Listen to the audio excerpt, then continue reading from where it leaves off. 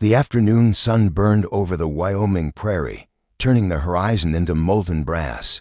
Caleb Ror tightened a wire fence, sweat tracing through the dust on his skin. He was alone had been for years until he saw them. Two tiny silhouettes stood by the gate.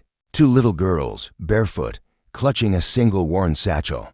Their dresses hung loose, their eyes wide with something that didn't belong to strangers. Caleb froze, the hammer slipping from his hand. The bolder one stepped forward, her chin trembling. "Are you our daddy?" she asked. The world went quiet. Even the wind held its breath. Caleb stared, unable to speak, his chest tightening like a lasso round his heart. Who were they, and why did that question feel like the truth he'd buried 5 years ago? He crouched, steadying his voice though his hands shook. "What's your name, sweetheart?" "Ellie, and that's June," the girl replied. Caleb smiled faintly, but his heart raced when he noticed a small locket around Ellie's neck. He reached for it with careful fingers and opened it. Inside was a pressed wildflower and one word, Annabelle. His breath caught that name, that handwriting. 5 years ago, Annabelle Ror had perished in a riverboat fire leaving Missouri. Or so he'd been told. He'd buried what the river left behind. Now, these two little girls stood before him with her eyes, her curls, her courage. He swallowed hard and whispered, "You must be tired. Come on, let's get you out of the sun." As they stepped through the gate, Ellie's small hand slipped into his. Caleb didn't flinch. Something deep inside him knew his life had just changed forever.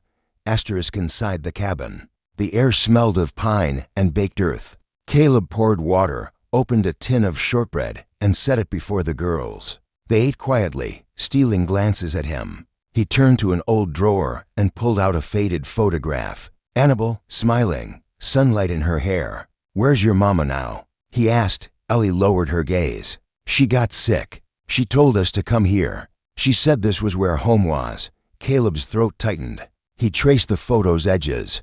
Maybe the fire hadn't taken everything. Outside, the wind rose, brushing through the cottonwoods like a whisper from the past. In that moment, Caleb realized if these children were Annabelle's, then a piece of her heart had survived the flames. And maybe, just maybe, there was still a reason for his own to start beating again. Evening brought cool shadows and the smell of dust settling. The girls sat on the porch steps, sipping tea from tin mugs, legs swinging. Caleb tied a mare at the barn, but froze when he saw them pressing fingers to their chest, then to their forehead, then pointing at him. A secret gesture, one he hadn't seen since Annabelle.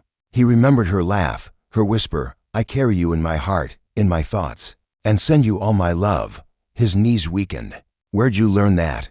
Ellie grinned. "Mama taught us. She said if we ever got lost and found a man who felt like home, we should do it. She said he'd remember."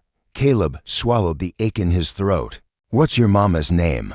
Both girls answered softly, in unison, "Annabelle," and the world tilted.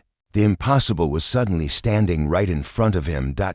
He removed his hat, knelt, and pulled both girls gently into his arms. "I'm glad you found me," he said quietly, "and I'll do everything I can to keep you safe." The next morning, laughter filled the air. The girls chased chickens, picked raspberries, and helped feed the mare. Caleb found himself smiling for the first time in years. At noon, he lifted June onto Clover's back. "Ever been on a horse?" She shook her head. "Then today's a good day to start."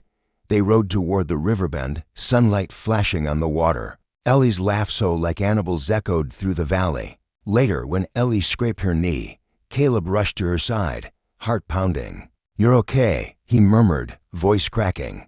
"Never at you, darling. Never." For the first time since the fire, love felt alive again on that quiet ranch. That night, as the girls slept curled together on the couch, Caleb sat by the fire, staring into the flames. What if she was still out there? He couldn't shake the feeling their arrival wasn't chance. Maybe fate was leading him to Annabelle one last time. At dawn, he saddled his horse and rode to town. The sheriff raised an eyebrow. "Well, I'll be. Thought you'd hung up your spurs for good.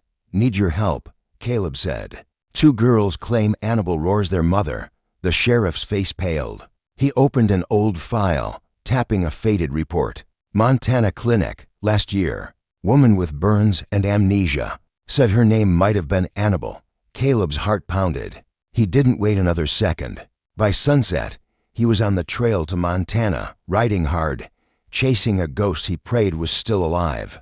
After 2 days of relentless riding, Caleb reached a small ranch tucked between pines and river mist. Smoke rose from the chimney. A gray-haired woman met him at the gate. "She's inside," she said softly. "Weak from fever, but she's been fighting." Caleb stepped into the dim room. There, pale as the sheets, lay Annabelle. He whispered her name. Her eyes fluttered open, confused, unfocused. "Do I know you?" He forced a smile. "Not anymore." She turned her face away, tears slipping silently. The days passed slowly. Caleb stayed, fixing fences, hauling water, always near her but never close enough to hurt her memory. Until one stormy night her nightmare broke loose. She cried out, "The fire, Caleb." He rushed in, held her trembling hands. She gasped, "Why do I know your name?" "Because part of you still remembers," he said, voice trembling. "And I never forgot you." Days turned to weeks. Annabelle began to heal, her memories flickering like old embers. One afternoon, she found a small book Caleb had mended a pressed wildflower inside. Her handwriting faint beneath it. "When your hands forget, let your heart remember." She stared at it, trembling. "This was mine," she whispered. "Why can't I remember you?" Caleb reached out, brushed her cheek. "You don't have to. I remember enough for both of us." Her tears fell freely. "Then tell me, did I love you?" He smiled sadly. "I think you did, and I know I still do." She leaned forward, resting her head against his chest. For the first time in years, the world felt right again to broken hearts beating the same rhythm beneath the western sky. The wagon creaked through familiar gates. Ellie and June waited on the fence, eyes wide as moons. "Mama," they screamed. Annabelle barely stepped down before they were in her arms, sobbing and laughing at once. Caleb stood beside them, head in hand, unable to speak. Weeks passed. Laughter filled the ranch again. Caleb carved a new sign over the door. "Ellie, June, and Annabelle, welcome home." One evening, Ellie brought him a crayon note.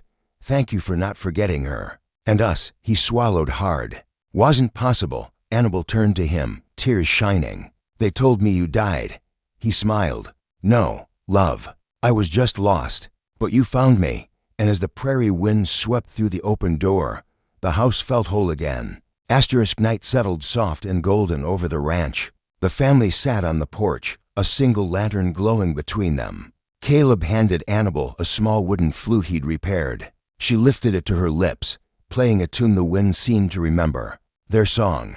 When it ended, she smiled. "I don't recall everything, Caleb, but this feels like home." He took her hand. "That's all it has to be." The camera drifts upward across starlit plains. The ranch bathed in peace. If this story made your heart ache, smile, or believe again in second chances, then it's done its job.